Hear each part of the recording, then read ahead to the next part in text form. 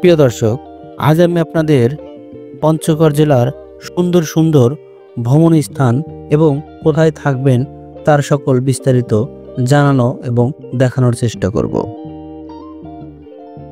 আমাদের যাত্রা শুরু হয় সিরাজগঞ্জ জেলার উল্লাপাড়া উপজেলা থেকে এবং যাত্রাপথে ভ্রমণ করেছি দ্রুতযান এক্সপ্রেস ট্রেনে। কাঞ্চনজঙ্ঘার টানে যাত্রা শুরু দ্রুতযানে। প্রিয় দর্শক, আজকে আমি দ্রুতযান এক্সপ্রেসে পঞ্চগড় ভ্রমণ করব এবং পঞ্চগড় থেকে তেঁতুলিয়া গিয়ে কাঞ্চনজঙ্ঘা দেখব এবং আপনাদেরও দেখানোর চেষ্টা করব। দ্রুতযান এক্সপ্রেস ট্রেনটি ঢাকা থেকে প্রতিদিন রাত 8:45 যাত্রা শুরু করে প্রায় 11 ঘন্টা জার্নি শেষে পরের দিন সকাল 8টার সময় পঞ্চগড় রেলওয়ে স্টেশনে যাত্রা শেষ হয়। পঞ্চগড় রেলওয়ে স্টেশনের সামনেই দেখতে পাবেন ব্যাটারি চালিত অনেক অটো এবং অটো ড্রাইভারদের সাথে কথা বলে সারাদিনের জন্য 1000 থেকে 1200 টাকার মধ্যে ভাড়া করে বিভিন্ন স্পট ঘুরতে পারেন। ভ্রমণের শুরুতেই যেতে পারেন পঞ্চগড় রক্স মিউজিয়ামে, যার অবস্থান পঞ্চগড় সরকারি মহিলা কলেজ ক্যাম্পাসে স্থাপন করা হয়েছে। 1997 সালে সম্পূর্ণ ব্যক্তিগত উদ্যোগে অধ্যক্ষ নাজমুল হক এই পাথরের জাদুঘর গড়ে তোলেন। এই রক্স মিউজিয়ামে বিভিন্ন আদিবাসীদের ব্যবহৃত জিনিসপত্র, প্রাচীনকালের বিভিন্ন রকম পাথর এবং একটি শাল গাছ দিয়ে তৈরি 22 ফুট দৈর্ঘ্যের 300 বছরের পুরনো দুটি নৌকা রয়েছে। বিভিন্ন দেশের বা বিভিন্ন নদীর পাথর এগুলো নাকি? হ্যাঁ, এই কিছু পাথর গাছ থেকে পাথর, যেমন এটা গাছ থেকে পাথর, এইটাও গাছ থেকে পাথর, এইটা আপনি গাছ থেকে পাথর, এটা দেখেন গাছ থেকে পাথর মানে এটা হলো গাছটায় পাথরে থাকতে থাকে। ও, মাটির নিচে থাকতে পারে, নিচে থাকতে পারে। এইটা দেখেন, এইটা দেখলে বুঝতে পারবেন, এইটা একবারে বুঝবে যে গাছটা পাথর হয়েছিল।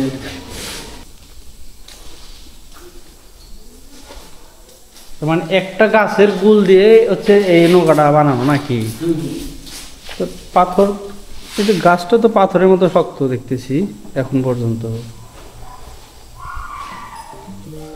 রক্স মিউজিয়াম দেখা শেষে যেতে পারেন ঐতিহাসিক মির্জাপুর শাহী মসজিদে।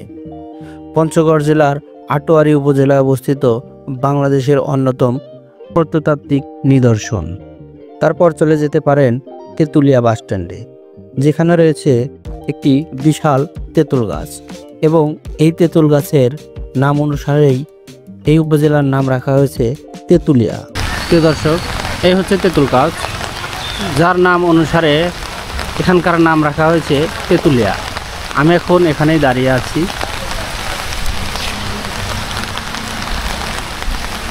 এখানে প্রচণ্ড পরিমাণ বৃষ্টি। এখন আমি এখান থেকে ডাক বাংলো যাব কাঞ্চনজঙ্ঘা দেখার উদ্দেশ্যে।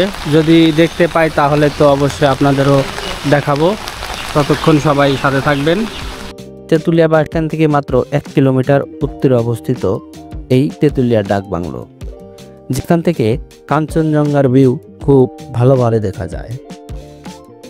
তবে দিনের আবহাওয়া ভালো না হলে কাঞ্চনজঙ্ঘার দেখা নাও পেতে পারেন, যেমনটা আমাদের ক্ষেত্রে হয়েছে।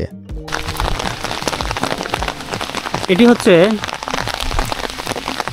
ডাক বাংলোর প্রবেশ পথ। এইদিকে বাংলা বন্দর অর্থাৎ স্থল বন্দর যে আছে সেই দিকে যাওয়ার রাস্তা হচ্ছে এটা। এখান থেকে 17 কিলো বাংলা বন্দর। আর এই পাশে দেখতে পাচ্ছেন এটি হচ্ছে তেঁতুলিয়া 0 পয়েন্ট।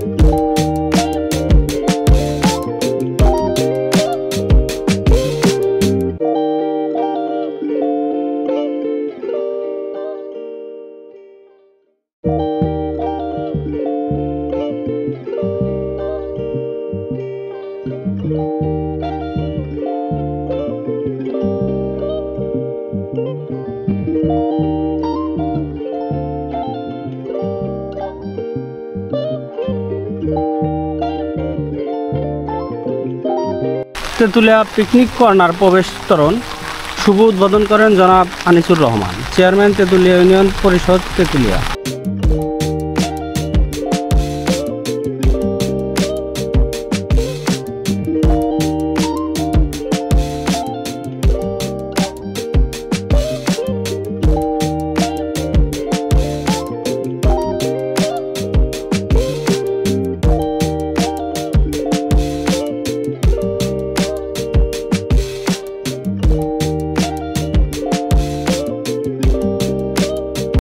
প্রিয় দর্শক, দেখতে পাচ্ছেন অনেক পর্যটক এখানে আছে, দেশের বিভিন্ন স্থান থেকে এখানে এসেছে গাড়ি নিয়ে আনন্দ ভ্রমণে, এবং অনেকেই এসে এখানে রান্না করে খাওয়ার মতো ব্যবস্থা করে নিয়ে এসেছে। তারা এই যে রান্নার কাজ করতেছে। ওইদিকে দেখতে পাচ্ছেন অনেক পর্যটক।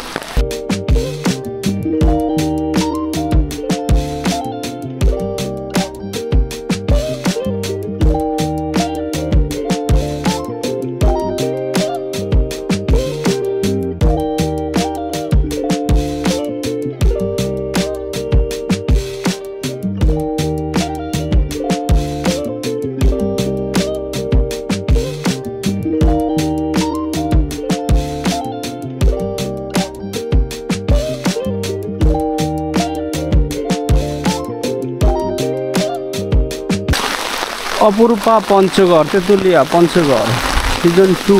প্রিয় দর্শক, আমি এখন এসেছি সেই মহানন্দা নদীর ধারে। দেখানোর চেষ্টা করব কাঞ্চনজঙ্ঘা দেখা যায় কিনা।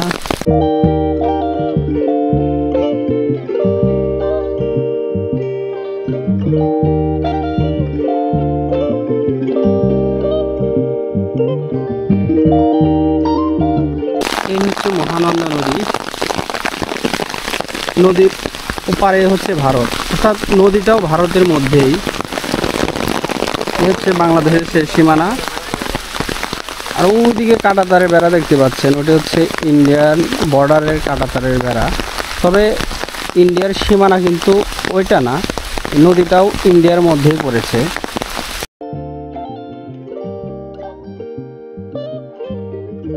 এখনো পর্যন্ত কাঞ্চনজঙ্ঘার দেখা আমরা পাইনি।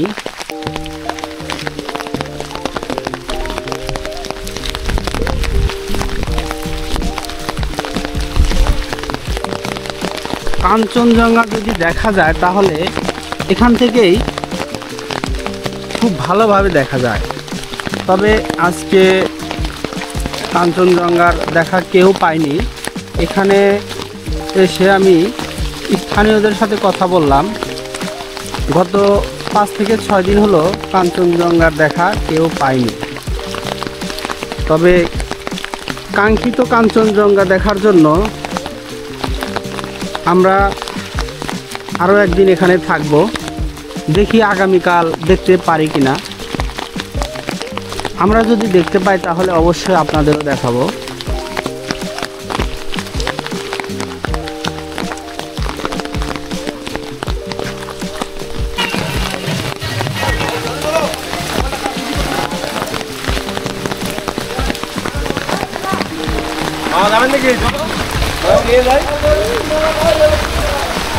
এগুলো কি?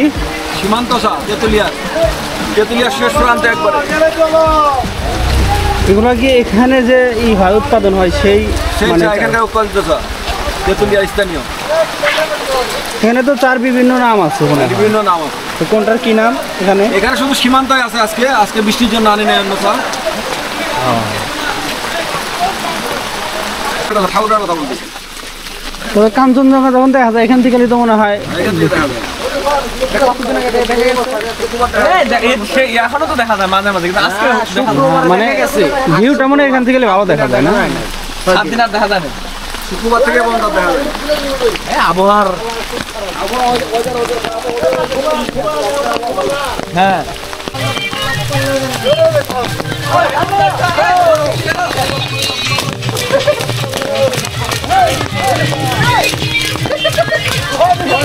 হ্যাঁ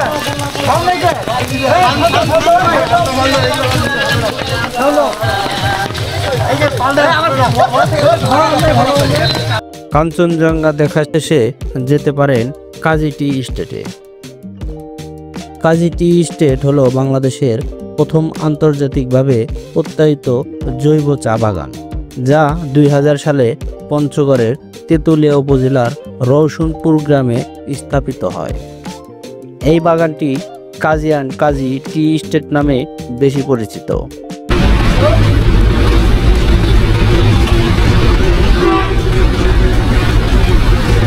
কাজী অ্যান্ড কাজী টি স্টেট থেকে তারপর চলে যেতে পারেন বাংলাবান্ধা স্থলবন্দর। এখানে দেখতে পাবেন বাংলাদেশ ভারত বর্ডার এবং এর আশেপাশে অনেক সুন্দর সুন্দর স্থান। এটি হচ্ছে বাংলাদেশের শেষ সীমান্ত, দেখতে পাচ্ছেন। এটি হচ্ছে এই যে বর্ডারের যে সাইনবোর্ড, সেটি এখান থেকে শিলিগুড়ি মাত্র 16 kilometre, Darjeeling 77 kilometre, Gangtok 133 kilometre.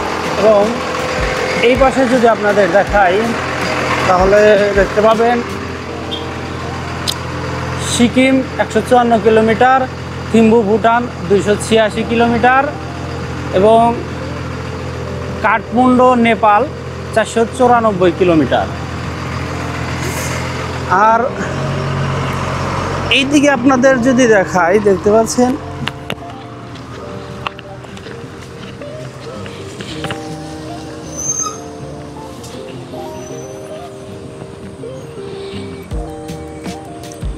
ওই যে দেখতে পাচ্ছেন, এটা হচ্ছে ইন্ডিয়ান রাস্তা, অর্থাৎ ভারতীয়দের রাস্তা। এদিকে গাড়ি চলাচল করতেছে।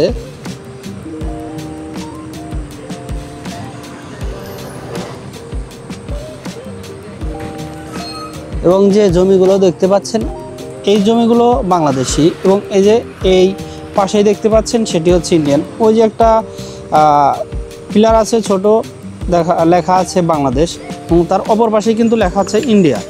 একদিনে এই কয়েকটি স্থান ঘুরে দেখতে দেখতে দিন শেষ হয়ে যায়। তারপর রাতে থাকার জন্য একটি হোটেলে রুম ভাড়া করি। 2 জনের থাকার জন্য একটি রুম, যার ভাড়া পড়েছিল 1000 টাকা। দ্বিতীয় দিন সকালে ঘুম থেকে উঠে আবারও চলে যাই ডাকবাংলার উদ্দেশ্যে, যদি সেই কাঙ্ক্ষিত কাঞ্চনজঙ্ঘার দেখা পাই। তবে আজকেও সেই স্বপ্ন পূরণ হলো না বই আবহাওয়ার কারণে। কালকেও আমি কাঞ্চনজঙ্ঘা দেখতে পারিনি, আজকেও দেখতে পারলাম না। আমাদের কপালটাই খারাপ। 2 দিন থাকার পরেও আমরা কাঞ্চনজঙ্ঘার দেখা পেলাম না। হ্যাঁ,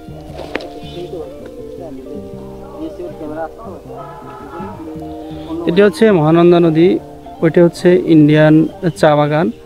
ওই পাশে দেখতে পাচ্ছেন যে কাঁটাতারের বেড়া, তবে ওটা কিন্তু বাংলাদেশের সীমানা না, ইন্ডিয়ান সীমানা। নদীটাও ইন্ডিয়ান নদী, তবে এই নদীর যে সুফলটা, অর্থাৎ এই নদী থেকে পাথর উত্তোলন করে বাংলাদেশিরা। তো এটা নিয়ে 2 দেশের মধ্যে খুব একটা সমস্যা হয় না।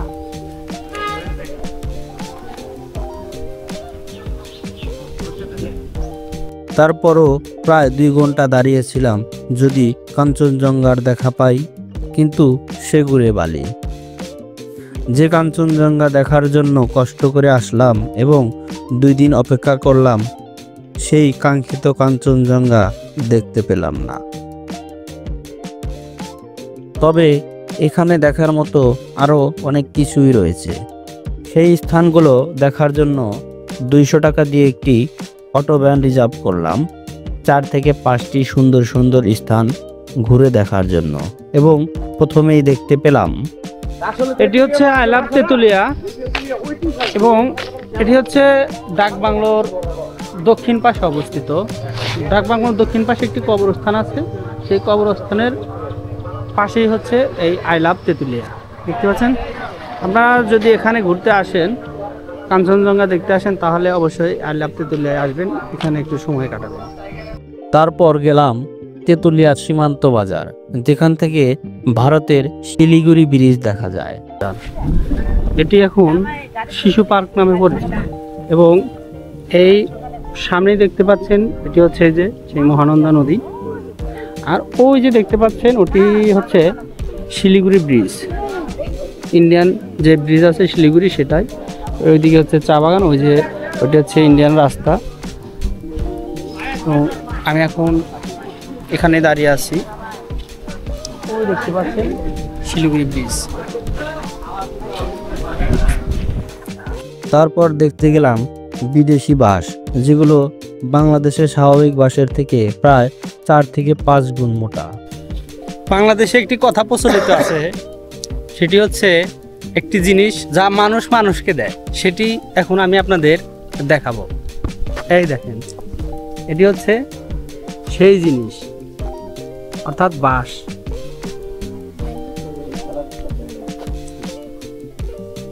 তবে আমি যতটুকু জানতে পারছি এটি নাকি মানুষ মানুষকে দেয় না, মানুষ মানুষকে যেটা দেয় সেটা নাকি অন্যরকম বাঁশ।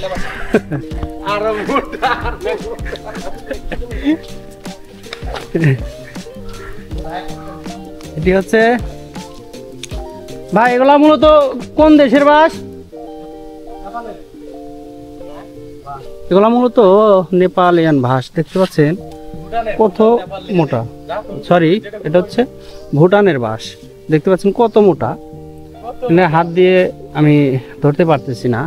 একটি গাছের মতো, অর্থাৎ বড় বড় যে গাছগুলো থাকে ঠিক সেই গাছের মতো মোটাই বাঁশগুলো। এবং যারা প্রেমিক প্রেমিকা আসে, অর্থাৎ কাপল, তারা এখানে এসে দেখতে পাচ্ছেন এই যে নাম লিখে রাখছে। এটা কি কারণে লেখে সঠিক জানি না, হয়তো তাদের স্মৃতি এখানে রেখে যাওয়ার জন্য লিখে রাখছে। এই বাঁশগুলা হলুদ হওয়ার কারণ কি, আর এই বাঁশগুলা এত মোটা হওয়ার কারণ কি? এটা কোন দেশের বাঁশ? এটা হচ্ছে তাইওয়ানের বাঁশ, আর ওইটি হচ্ছে থাইল্যান্ডের বাঁশ। আমার জীবনে আমি এত মোটা বাঁশ দেখি নাই, এখানে দেখতে পাচ্ছি।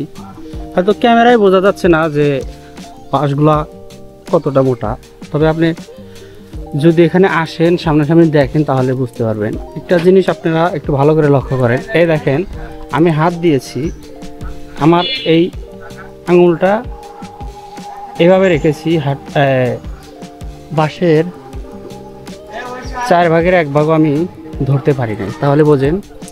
এবং 2 হাত দিয়ে এভাবে ধরলেও ফের পাওয়া যাবে না, অর্থাৎ একটা গাছের মতো মোটাই বাঁশ। এদিকে ওই বাঁশটা একটু ধর দেখাই যে কতটা মোটা। এটা এই দেখেন, 2 হাত দিয়েও ধরেও ফের পাচ্ছে না, তাহলে বোঝেন যে কত মোটা এই বাঁশটা।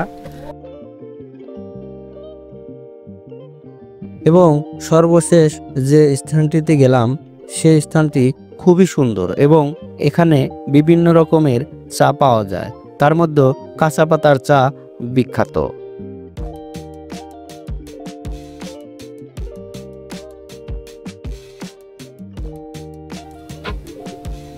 এটা হচ্ছে চা নিয়ে বাগানে ওঠালে বড়বিল্লা অ্যান্ড কাঁচা চা পাতা হাউস, পর্যটক এলাকা।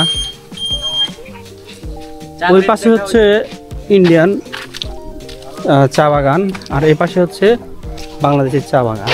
মাঝখানে যে একটা পুকুর দেখতে পাচ্ছেন ভাই, এই পুকুরটা এটা ইন্ডিয়ান না বাংলাদেশি? পুকুরটা হচ্ছে বাংলাদেশি, তার পাশে হচ্ছে ইন্ডিয়ান চা বাগান।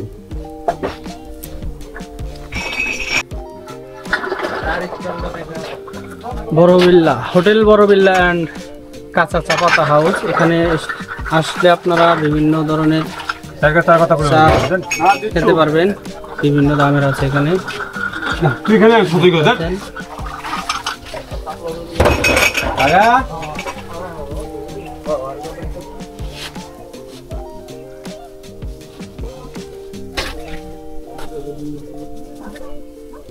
মামা চা বানানোটা একটু